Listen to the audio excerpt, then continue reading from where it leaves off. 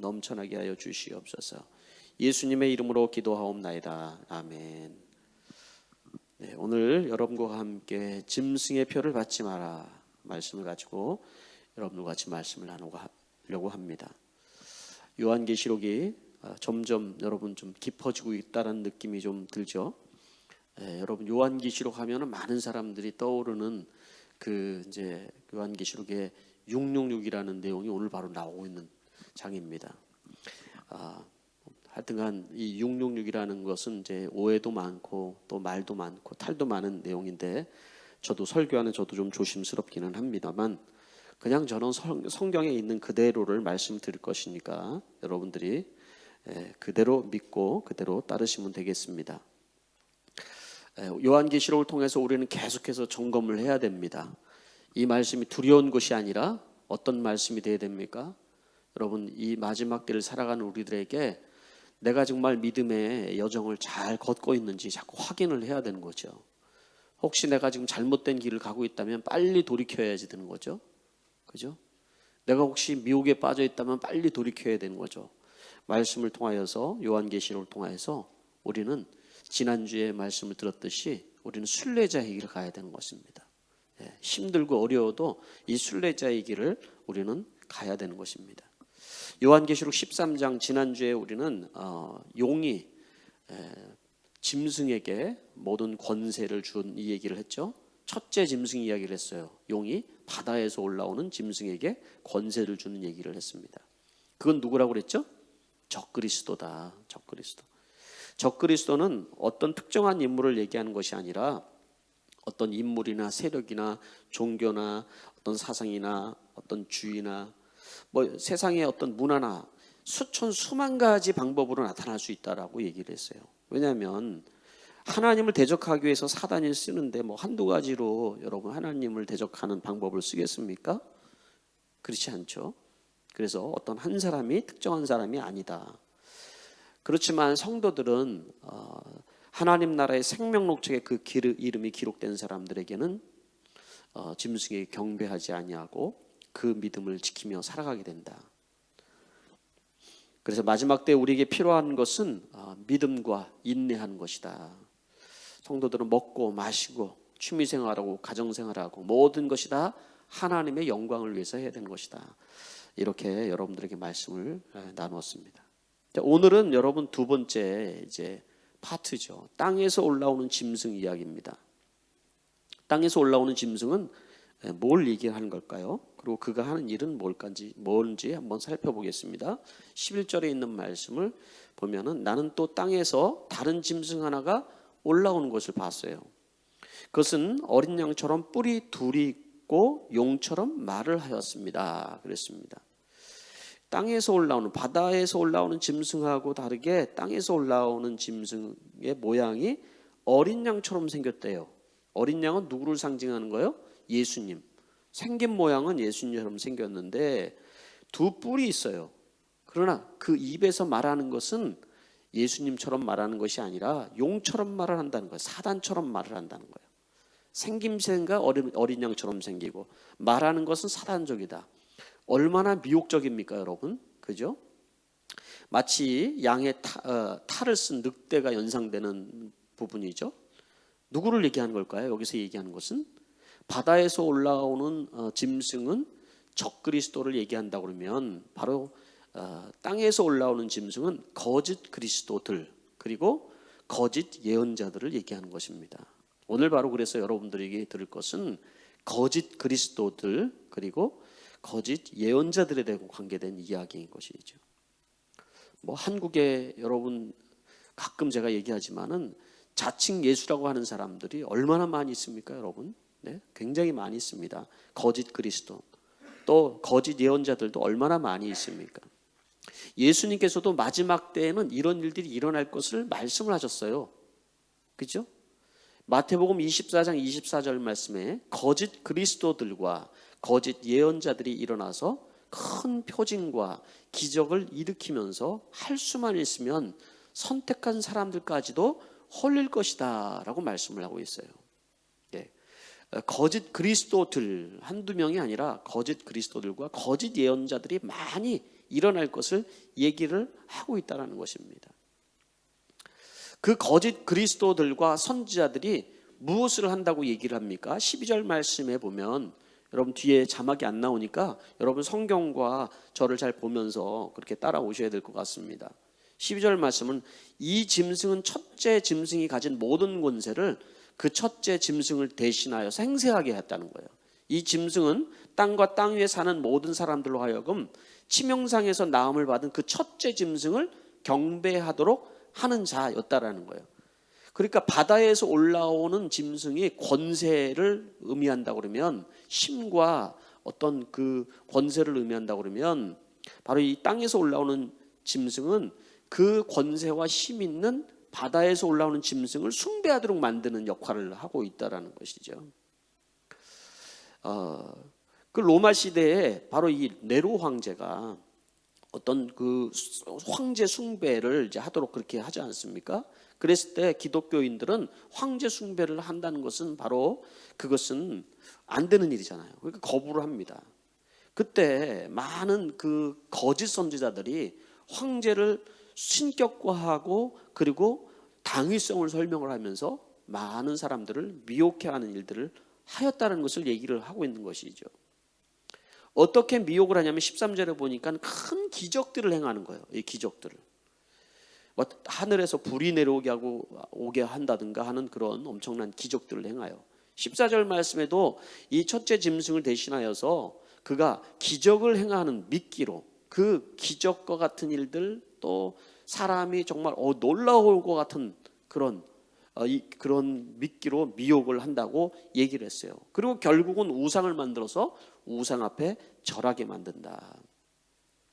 그리고 15절 말씀에 둘째 짐승이 능력을 받아서 첫째 짐승의 우상에게 생기를 넣어주고 그 짐승의 우상으로 하여금 말을 하게도 하고 우상에게 경배하지 않는 사람 모두 죽임을 당하게 했다. 그 우상 앞에 절하지 않는 사람들을 도리어 그리고 죽임을 당하게 했다라고 얘기를 하는 것이죠. 예, 제가 이제 성경을 지금 15절까지 그냥 읽어만 봐도 이제 이해가 되기 때문에 그냥 간단하게 읽으면서 설명을 했어요. 자, 겉모양이 예수님 것 같은데 그가 하는 일이 놀라운 일이에요. 막 기적 같은 일이 일어나요. 막 그 기도하면은 사람이 막 살아나고 병도 치료되고 하는 역사가 막 일어난다고 생각을 해보시죠. 얼마나 많은 사람들이 여러분 미혹을 당할 수가 있겠습니까? 이 거짓 그리스도들, 거짓 선자들이 하는 일들은 한두 가지가 아니라 수없이 많은, 역시 많은 일들로 사람을 어떻게 해서든지 미혹하려고 한다는 것을 얘기를 하는 거예요. 요한이 있었을 그 당시에도 거짓 선자들이 많이 일어났다고 얘기를 하죠. 요한계시록을 우리가 배우면서 니골라당이나 발람의 교훈을 따르는 사람들, 이세벨의 영지주의를 따르는 사람들이 많이 있었다고 얘기를 하지 않았습니까? 이들이 하는 일들은 그런 거예요. 영은 선하다. 그러나 우리의 육신은 악하다. 영지주의의 특징이거든요. 육신은 악하다. 그러니까 육신으로 죄를 지은 거 그거 뭐 그렇게 중요하지는 않다. 육신으로 황제 앞에 우리가 예배를 한다고 해서 그것이 죄가 되는 것은 아니다. 이게 당위성을 만들어서 황제 숭배를 하도록 만드는 거예요. 그렇게 만들었죠. 우리 시대에, 지금 우리가 살아가는 이 시대에 거짓 그리스도들과 선지자들도 얼마나 많이 일어나고 있습니까? 이번 주에 그 이슈가 되는 어떤 내용이 누가 지금 구속이 됐어요? 신천지 이만희가 구속됐다고. 예, 막 다들 더 좋아하고 막 그러는데 좋아할 일이 아니에요. 또 다른 게 또 나오거든요. 요새 또 세력을 확장하고 있는 동방번개라고 이걸 아시나요? 전능신교. 여러분 웃을지 모르지만 이 세력이 어마어마하게 중국에서부터 어마어마한 세력이에요, 여러분. 그게 한국에 와서 세력을 펼치는데 왜 이렇게 미혹이 당하는지 모르겠어요. 왜 이렇게 많이 미혹이 당하는지. 신천지 이만희가 구속이 되면 그걸로 끝나는 게 아니라 여러분 또 생긴다라는 거예요. 계속해서. 이만희가 있기 전에 여러분 얼마나 많은 사람들을, 문선명이나 여러분 또 전도관의 박태선이가 얼마나 많은 사람들을 여러분 미혹했는지 압니까? 이 두 사람이 다 그 이단의 이 둘의 그 원조격인 정득은이라는 사람으로부터 이 피가름, 뱀인 사단과 사람 사이의 성적인 관계가 잘못되어서 생긴 이게 된 것이지 하나님 관계가 잘못돼서 생긴 것이 아니다. 이런 논리로부터 시작해서 나와 있던 그 통일교나 박태선 다 그 영향을 받았던 사람이거든요. 그러니까 여기에 나와 있는 그 우리 이만희 씨가 바로 이 두 사람에게 다 영향을 받았어요. 이 사람에게. 특히 전도관의 박태선한테는 10년 동안 같이 거기서 신앙생활을 했었거든요. 뭘 배웠겠습니까? 얼마나 많은 그 미혹된 사람들의 특징이 뭐냐면 자기가 이게 맞나 틀리나 이렇게 생각하는 것이 아니라 그걸 확신한다라는 거예요. 이게 미혹이 되면은 이게 맞다라고 확신을 한다라는 거예요.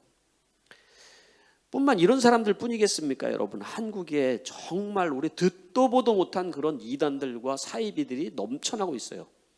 점점점 넘쳐나고 있단 말이죠. 왜 이런 일들이 이렇게 넘쳐나고 있을까요, 여러분? 정말 믿음을 가지고 우리가 살아야 될 이때에 하나님의 말씀에 깊이 뿌리내리지 못한 사람들이 너무 많이 있는 거예요. 기적을 쫓아가고 어떤 능력의 종을 쫓아가고 어디에 능력의 종이 나타났다고 막 우르르 몰려다니는 시절이 있었지 않습니까, 여러분? 그렇죠? 여기저기 울려다니면서 하나님 말씀을 차근차근 여러분 정말 우리가 배워나가면서 하나님의 말씀으로 여러분 잘 무장하는 것이 필요합니다, 여러분. 정상적인 신앙생활을 우리가 하도록 노력을 해야 되는 것이죠. 기적만 믿기를 가지는 것이 아니라 요새는 이단들은 특징이 뭐냐면 인터넷과 유튜브나 이런 걸로 해서 자기네들의 그 어떤 논리나 이런 것들을 기가 막히게 전달을 한다는 거예요, 여러분. 그래서 조금 특별한 제목이 나오는 그런 이제 유튜브 채널이나 아니면 그 인터넷을 보면은 대부분 이단들의 얘기예요. 그러니까 여러분 우리가 정말 생명을 건 분별력이 없으면 분별하기도 힘든 시대를 살고 있다라는 거예요. 이런 시대를 살고 있다라는 거예요. 그럼 신앙생활하기가 얼마나 힘들겠습니까? 우리는 이 요한계시록을 배우는 동안에 여러분 이 마지막 때에 우리가 어떻게 신앙생활하는 데를 자꾸 우리 스스로를 점검하고 여러분들이 깨어 있어야 되는 것입니다. 이들이 주고 싶은 건 뭐예요, 여러분? 이 이단들의 특징들은 다른 게 아니에요. 하나님과 이 땅에 사는 우리를 하나님과 땅 사이를 갈라놓고 우리가 땅에 살도록 하는 거거든요. 땅에 살도록. 이 땅의 평안을 얘기하고 위로를 얘기하고 그렇죠. 그렇다면 여러분 교회 와서 여러분들이 들어야 되는 얘기는 평안하십시오.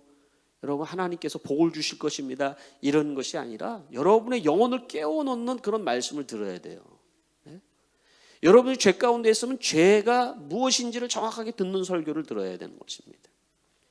환난과 고난이 있어도 순교적인 정신으로 우리 믿음을 지켜야 됩니다라는 얘기를 우리가 들어야 되는 거예요, 여러분. 힘들어도 순종해야 되는 것들을 들어야 되는 것이죠. 교회 와서 여러분 즐거운 일들 또 여러분 우리가 재미있는 일 이런 것들만 우리가 추구할 수는 없어요. 그런 일들은 세상에 굉장히 많이 넘쳐나거든요.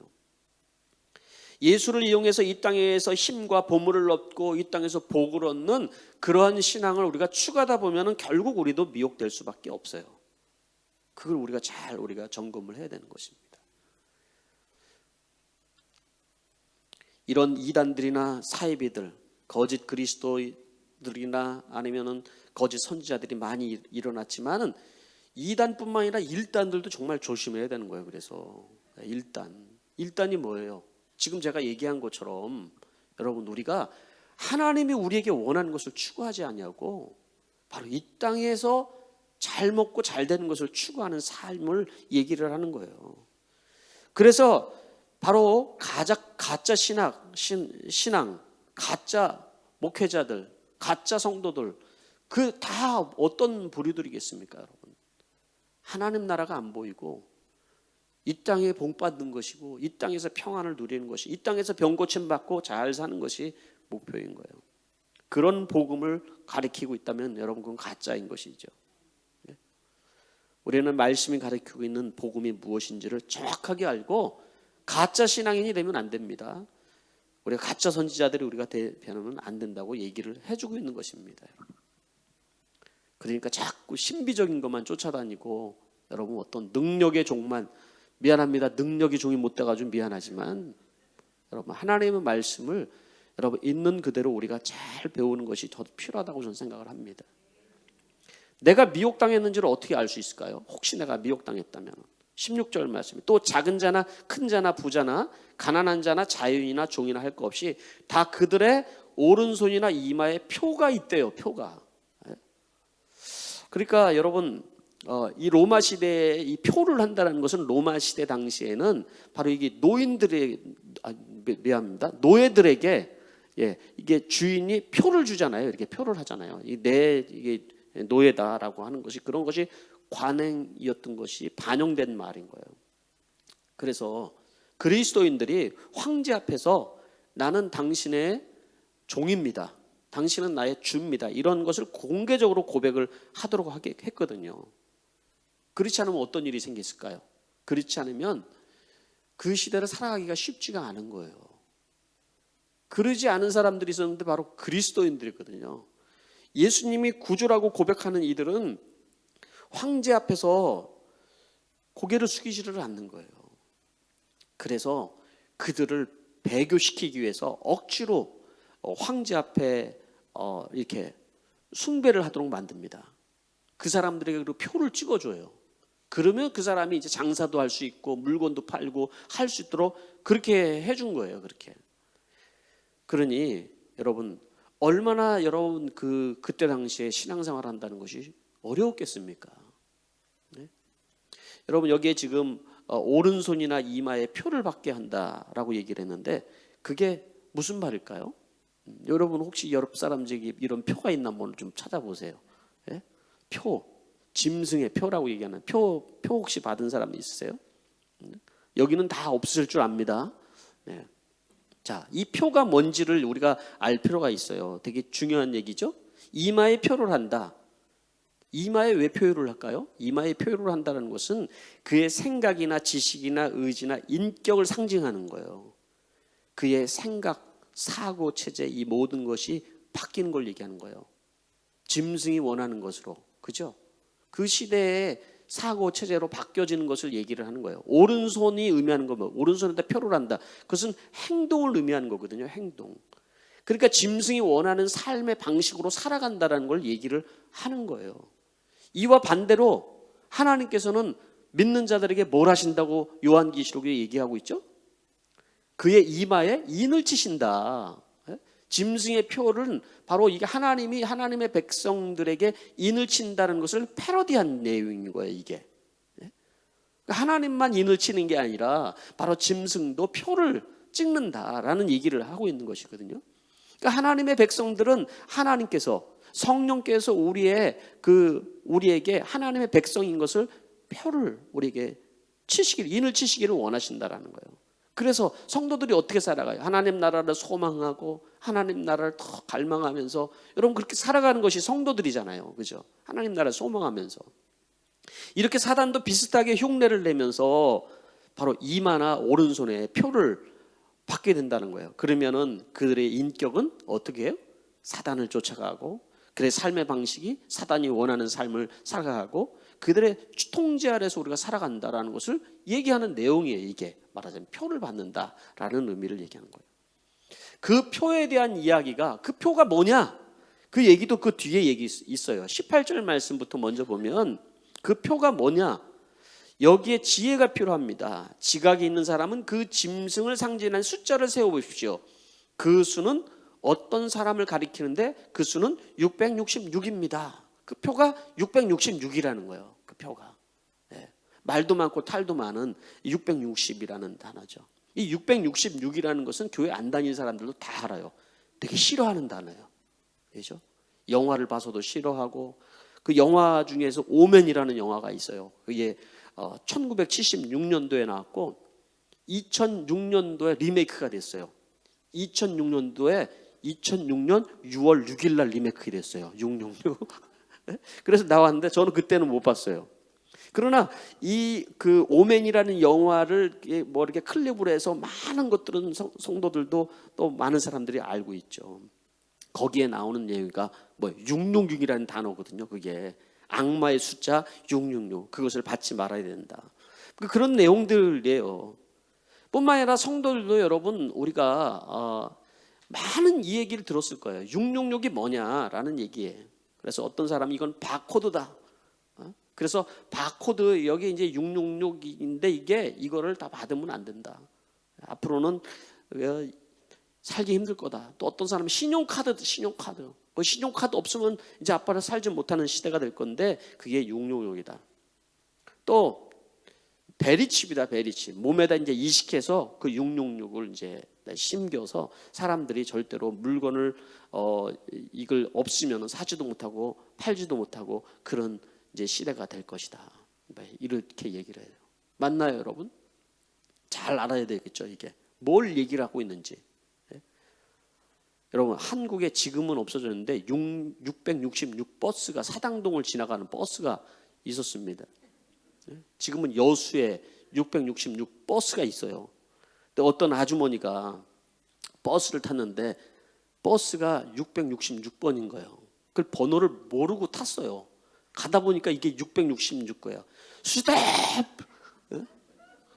가다 보니까 666이라 이거예요. 잘못 탔다 이거예요.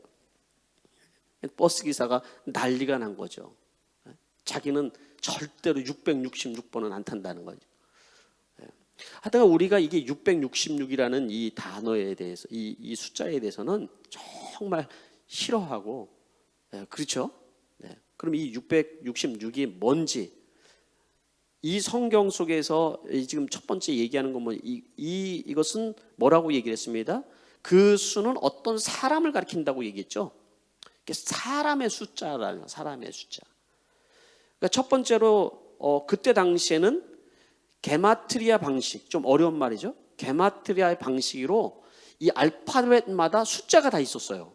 그래서 그 숫자들을 다 더해 보면은 그 숫자가 전체 조합된 숫자가 딱 나오게 돼요.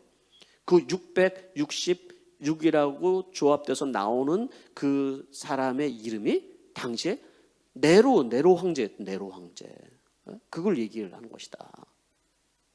정말 맞죠? 네로 황제를, 그렇다고 이 성경을 이제 서신서를 전달하는데 네로 황제가 바로 그 땅에서 올라오는 짐승이다. 표를 받은 자다. 뭐 이렇게 얘기하면서 얘기할 수는 없을 거 아니에요. 그러니까 666이다 라고 얘기를 했을 거예요. 굉장히 그럴듯 하잖아요. 그죠? 또 한 가지는 뭐냐면 히브리인들은 이 숫자에다가 의미가 담겨져 있어요. 히브리인들에는 1이라는 단어. 선교사님들이 보통 하나님을 1이라고 표현을 해서 레터를 보내는 걸 보죠. 우리가 일림 해가지고 보내. 그 이유가 뭐예요? 1이라는 숫자는 하나님을 상징하는 거예요. 3은 삼위일체 하나님을 상징하는 거고, 6이라는 것은 인간의 수를 상징하고, 7은 뭐예요? 7은 완전수죠. 6은 불완전수고 7은 완전수를 얘기하는 거예요. 그래서 7 하면 그걸 또 하나님, 완전하신 하나님을 의미하는 단어거든요. 또 요한계시록에 나오는 14만 4천 명은 뭘 의미하고 있어요?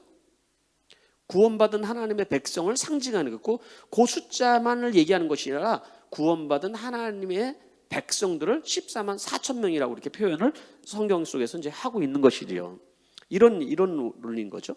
그런데 6자가, 불완전한 인간의 수인 6자가 3번 있다. 6이다 이런 거예요. 불완전함이 자꾸 이렇게 반복되어 있는 이 숫자는 바로 사단의 수다라고 얘기를 하는 거죠. 그렇게 얘기를 하는 거예요.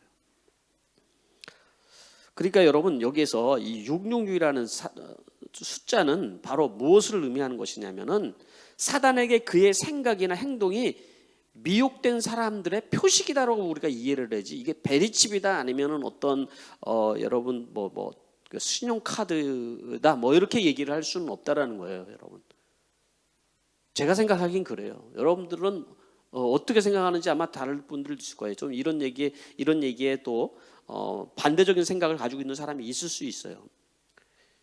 이게 여러분 베리칩이 정말 666이든지 아니든 그게 중요한 것이 아니라 우리의 생각과 우리의 행동이 하나님 앞에 여러분 우리가 구원받은 자의 삶의 모습과 생각을 가지고 있느냐가 더 중요한 거잖아요. 그죠? 그게 중요한 거라는 거예요. 그래서 이 표를 받았다라는 의미는 어떤 특별하게 악한 이런 특징이 나타나고 이런 것들이 아니라 그의 생각이나 그의 행동이나 그곳에 하나님이 전혀 없는 사람을 얘기하는 거예요. 하나님이 전혀 없이 살아가고 판단하고 그렇게 살아간다는 거예요. 그러니까 로마 시대에 표를 받는다라는 의미는 그 사람이 그 표를 받기 위해서는 왜 표를 받겠어요? 왜? 이 표를 못 받으면은 그가 먹고 살 수가 없는 거예요. 당시에 그 경제 체제가 그랬어요. 그러니까 내가 먹고 살기 위해서 내 신앙을 버리고 배교를 하고 황제 앞에 숭배를 하고 그다음에 이 경제 생활을 하게 되는 것이거든요. 그죠? 제가 이러한 이제 요한계시록은 우리가 성경 말씀을 읽기도 전에 고등학교 때 휴거라는 책, 이게 성경적이지는 않아요. 여러분들에게 읽으라고 권장을 하는데, 자, 이 책을 읽다가 충격을 받은 적이 있다고 말씀을 드린 적이 있죠. 어린 나이에 이런 걸 보니까 충격이었다고 얘기하죠.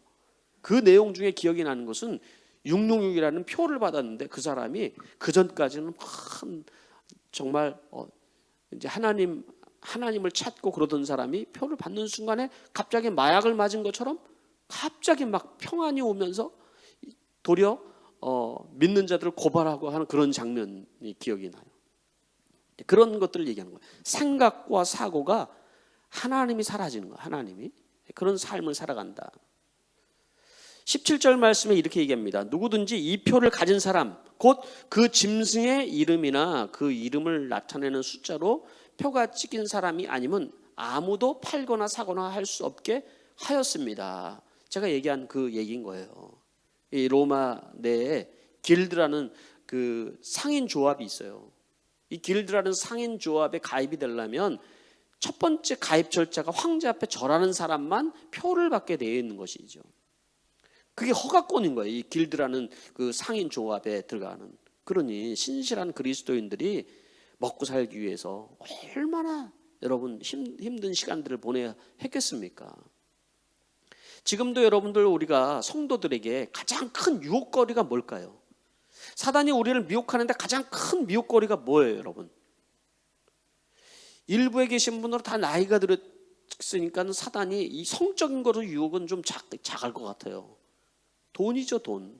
결국 사단이 우리에게 가장 우리의 목을 죄는 것은 돈이란 말이죠. 돈. 황금 만능주의 시대 속에서 여러분 돈으로 여러분 사단이 성도들의 목을 죄는 거죠. 그러니 여러분 성도들이 살아가는 것이 얼마나 힘들겠냐는 것이죠. 얼마 동안 이 핍박을 견디겠습니까?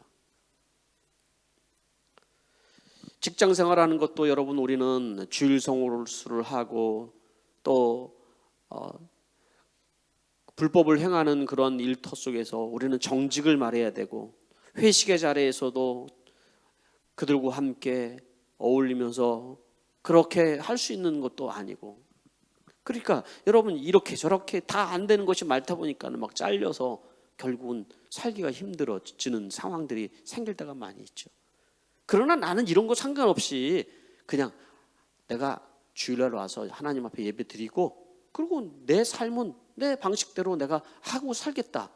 내 삶 속에서 하나님이 전혀 없어요. 하나님의 어떤 사고가 없고 그리고 내가 하나님의 손과 발이 되어져서 내가 살아가지 못한다 그러면 그것은 어떤 것을 의미하는 걸까요? 그것은 바로 그거를 얘기하는 거죠. 바로 우리가 이 시대에 사단이 우리를 미혹하는 것이 그렇다는 거예요. 왜 점점 교회들이 점점 팔려나가고 없어질까요? 여러분 교회들도 여러분 재정이 돌아가야지 교회가 운영이 될 거 아니에요. 그죠? 유럽 교회나 호주 교회나 다 노인들만 남아서 누가 헌금하겠습니까? 다 팔려나가고 있잖아요. 지금 한국도 여러분 어마어마하게 지금 건물을 졌는데 이제 얼마나 남겠습니까? 얼마나? 예. 저는 여러분 우리가 정말 믿음을 끝까지 잘 지키는 오늘 이 말씀을 통해서 이 시대에 우리 성도들이 어떻게 지혜롭게 살아야 되는지를 믿음을 잘 지킬 수 있는 여러분들이 되시길 바랍니다. 내가 정말 먹고 사는 문제 때문에 내 믿음을 버리는 것이 아니라 내가 죽더라도 영원한 생명을 누리면서 이 순례의 길을 가야 된다는 것을 오늘 말씀을 통해서 여러분들이 가지고 있어야 된다는 거예요. 왜? 계시록 19장 20절 말씀에 보면 이렇게 얘기하죠. 그러나 그 짐승은 붙잡혔고 결국 잡힌대요. 또 그 앞에서 기이한 일을 행하던 그 거짓 선자들 그와 함께 붙잡히고 그리고 그 짐승의 표를 받은 자들과 그 짐승 우상에게 절하던 자들은 이런 기이한 일로 미혹시킨 자들인데 그들도 다 잡힌다 결국은. 그래서 다 산채로 유황의 타로는 물바다에 던져졌습니다. 이 얘기를 한 거예요. 그들의 끝이 어떤지를 알고 있기 때문에. 지금 현재의 상황이 우리에게 중요한 것이 아니라 우리는 우리의 마지막에 정말 하나님 앞에 우리가 서 있는 그 승리의 자리에 우리가 서 있는 자리에 돼야 된다는 거죠. 그래서 여러분 우리가 이러한 짐승의 표라는 것이 의미가 뭔 줄 알았죠? 예? 짐승의 표가 뭐예요? 하나님이 내 생각과 내 삶의 방식으로 사라진 것이에요. 그게 하나님이 없는 거예요. 그거를 여러분 표를 받았다 이렇게 표현을 하는 것이죠. 그래서 여러분 우리가 그 표를 받지 않는 삶을 살아가려면 첫 번째로 중요한 게 말씀에 여러분 깊이 뿌리를 내리고 살아야 돼요. 네? 짐승의 표를 이마나 오른손에 받겠다 하는 것은 행동 방식이나 사단의 손과 발이 되어서 살아가는 것을 의미한다고 그러면 여러분 왜 이러한 일들을 하면서 살아가게 될까요? 왜 이런 미혹에 넘어가서 살아가게 될까요? 결국 말씀의 뿌리가 약한 사람들이 그렇게 살아가는 거예요. 말씀의 뿌리를 내리지 못하면. 미혹당하지 않으려면 우리가 말씀의 뿌리를 깊이 내려야 된다는 거죠. 666이 뭐 물리적인 어떤 표식인 뭐 베리칩이다 아니다 이런 게 중요한 게 아니라는 거예요. 우리에게. 하나님의 말씀이 우리의 심령 속에 있느냐 없느냐가 더 중요하다. 그래서 신명기에 있는 말씀 속에서 우리에게 이렇게 말씀해줘. 신명기 6장은 쉐마의 말씀이라고 얘기를 하잖아요. 그 말씀 속에 이렇게 얘기를 하고 있죠. 내가 오늘 당신에게 명하는 이 말씀을 마음에 새기고 자녀에게 부지런히 가르치며 집에 앉아 있을 때나 길을 갈 때나 누워 있을 때나 일어나 있을 때나 언제든지 가르치십시오. 또 당신들은 그것을 손에 메어 표로 삼고 이마에 붙여 기호로 삼으십시오. 라고 얘기를 해줘. 우리 자녀들을 어떻게 가르쳐야 되는지를 말씀을 하고 있잖아요. 생명력 있는 분별력을 가르쳐 놓아야 되는데 그러려면 하나님 말씀에 그의 마음과 생각 속에 있어야 된다는 거예요. 그렇죠? 자녀들에게만 이렇게 가르칠 수 있나요? 내가 그렇지 않은데 내가 하나님의 말씀이 없고 내가 이 세상에 있는 것들에 대한 욕심이 더 많이 있는 사람인데 자녀들에게 그걸 가르칠 수가 없죠. 자녀들에게는 이 세상의 성공을 더 가르치겠죠. 하나님 말씀을 가르치는 것이 아니라 자녀들에게 우리에게 하나님 말씀을 심기우고 그 손에 표를 삼고 이마에 붙여서 준다. 이 얘기를 오늘 이 말씀하고 적용해서 얘기하면 손에 표를 맨다라는 건 뭐예요? 말씀. 하나님의 손과 발이 되어서 살아가도록 해야 된다는 거 아니에요. 그죠? 또 이마에 붙여 기호로 삼는다. 실제적으로 유대인들은 이마에다 이렇게 기호로 삼아서 이렇게 다니고 그랬잖아요. 그럼 뭐예요? 그 생각 속에 하나님의 말씀을 가지고 살아가도록 한다라는 것이니 그 얘기를 하는 것이. 결국 우리 그리스도인들은 먹든지 마시든지 무엇을 하든 다 주의 영광을 위해서 살아간다는 거예요. 그 얘기인 거예요. 두 번째는 이어지는 얘기인 거예요. 우리는 어떻게 그러면 살아야 되냐? 주님의 손과 발이 되어서 살아야 된다는 거예요. 주님이 나의 주인으로 삼고 우리 사단의 손과 발이 되는 것이 아니라 주님의 손과 발이 되어서 우리가 살아가야 된다는 거예요. 그러려면 우리가 추구하는 어떤 욕심이나 어떤 욕망이나 이런 걸 좀 내려놔야 돼요. 좀 단순하게 살면서 이 마지막 때를 내가 어떻게 주님을 위해서 내가 살아갈 것인지를 좀 고민하면서 살아가야 되는 거예요. 마지막 세 번째는 여러분 진정한 예배가 회복이 돼야 된다. 진정한 예배가. 결국 이것은 누구를 경배하느냐, 누구를 예배하느냐의 문제인 거예요. 예? 누구를 예배하고 누구를 경배하면서 살아가는가라는 얘기라는 것이죠. 한국 뉴스에 자주 나오는 요새, 자주는 보지는 않지만 뉴스에 나오는 단어 중에 갑자기 특별한 단어가 하나 떴는데 그게 뭐 영끌이라는 단어예요. 들어보셨나요? 영혼까지 다 끌어모아서 아파트를 산다라는 말이에요. 이게 영혼까지 다 끌어모아서 영끌이라는 단어가 요새 뜨고 있다라는 거예요. 여러분 패닉 바이 뭐 이렇게 지금 안 사면 안 된다 그래서 다 누구든지 지금 영혼까지 다 끌어모아서 지금 아파트를 사야 된다라는 그런 여러분 그런 분위기가 한국에 지금 흐르고 있다고 그러는데, 정말 여러분 우리가 호주 살아서 그런지 좀 그런 말조차도 좀 웃기긴 하죠. 그렇죠? 이 땅에서 여러분 우리가 삶을 위해서 내 영혼까지 다 팔아먹으면서까지 그런 걸 해야 되는 거 진짜. 근데 그 마지막 때는 그렇게 살아간다는 거예요. 우리가 그걸 예배하고 있기 때문에 그래요. 짐승을 예배한다는 것은 바로 이 정치나 경제나 사회나 모든 분야에서 내 영혼까지 팔아가면서 여러분 그것을 추구하면서 살게 된다는 것을 얘기를 하는 것이거든요. 이스라엘 사람들이 그렇게 했잖아요. 광야에서 나와서 하나님이 눈에 안 보이니까 아론이 뭘 만들어요? 황금으로 금송아지를 만들고, 이게 하나님이다. 눈에 보이는, 너희들에게 눈에 보이는 이것이 하나님이다. 이거를 예배하고 이걸 경배하자라고 얘기를 했잖아요. 눈에 보이는 것들을 추구하는 거죠. 보이지 않는 하나님을 추구하지 않냐고 눈에 보이는 것을 추구하는 거예요. 이 땅의 것들을 추구하여서 하나님으로 바꿔버리는 거예요. 그게 바로 이 땅에 있는 것을 예배하는 것을 얘기한다는 것이죠. 그래서 여러분 우리는 정말 우리의 진정한 예배가 뭔지를 회복을 해야 돼요.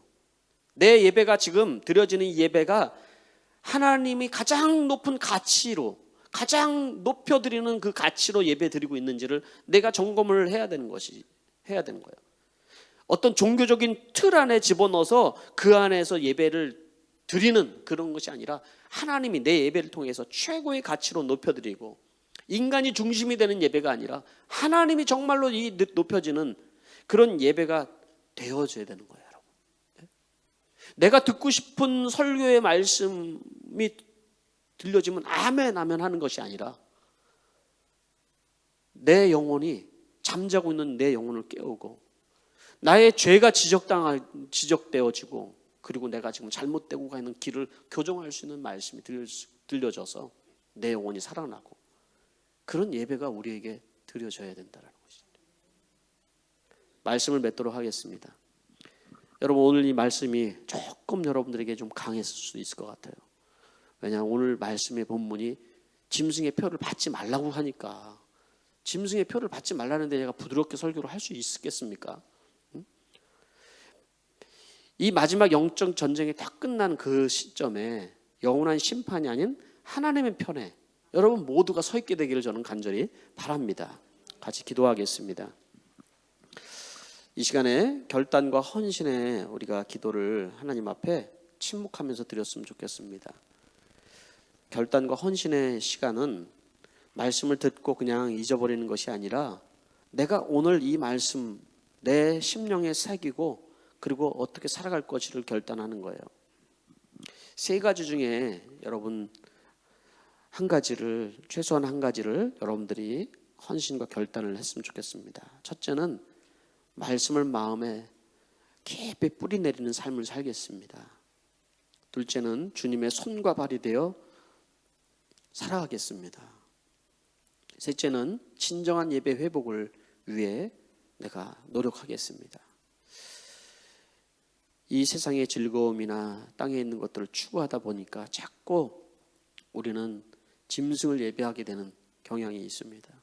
아버지 하나님, 우리가 상황은 어렵지만은 정말 주님만을 예배하며 주님의 말씀과 주님의 손과 발이 되어서 우리가 살아가는 우리가 되기를 간절히 원합니다.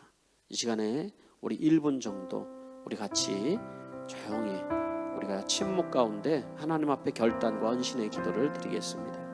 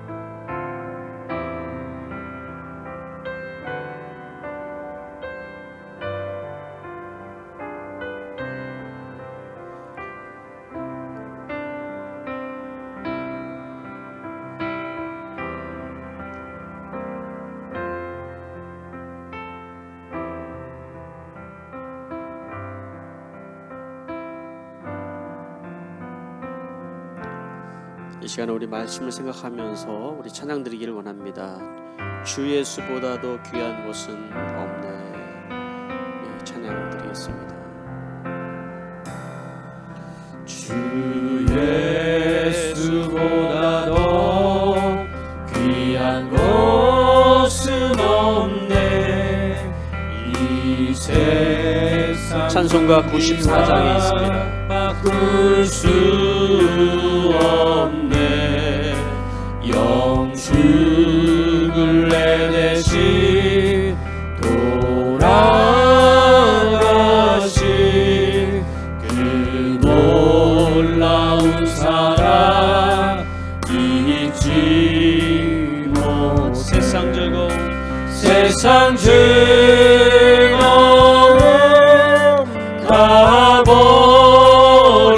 가버리고 세상 자랑 다 버렸네. 주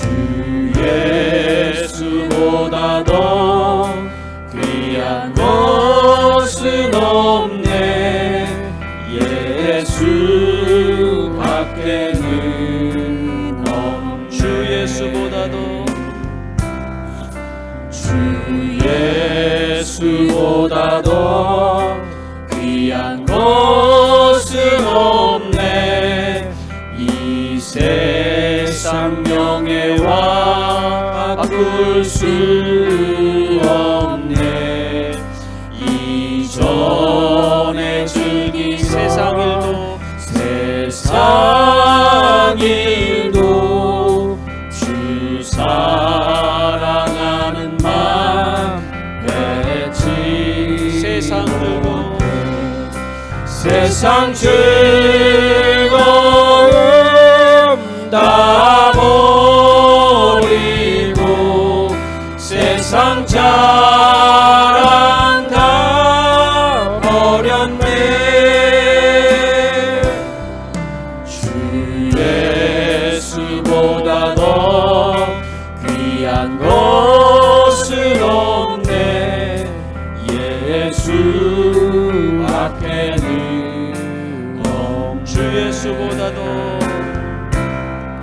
주 예수보다도 귀한 것은 없네. 이 세상 행복과 바꿀 수 없네. 유혹과 핍박이 몰려와도 섬기는 내 맘 변치 않네. 주 섬기는 내 맘 변치 못해. 세상 즐거움 다 버리고 세상 자랑 다 버렸네. 주 예수보다도 귀한 것은 없네. 예수 밖에는 없네. 기도하겠습니다. 그렇습니다. 하나님, 이 세상에 우리 주님보다 귀한 것이 없습니다. 이것이 우리의 고백입니다. 이제 평안한 마음으로 세상에 돌아가십시오. 선한 일에 용기를 가지며 악을 악으로 갚지 마시고 항상 연약한 자를 도우며 병든 자를 돌아보시고 곤란당하는 이웃을 위로하십시오. 모든 사람을 존경하며 주님의 몸된 교회를 사랑하며 봉사하십시오. 모든 일을 믿음과 사랑으로 행하시고 어떤 일에도 소망을 포기하지 마시고 거룩하신 성령님께 순종하며 기쁨과 감사의 생활을 해나가십시오. 우리 주 하나님 아버지는 여러분을 항상 도와주실 것입니다.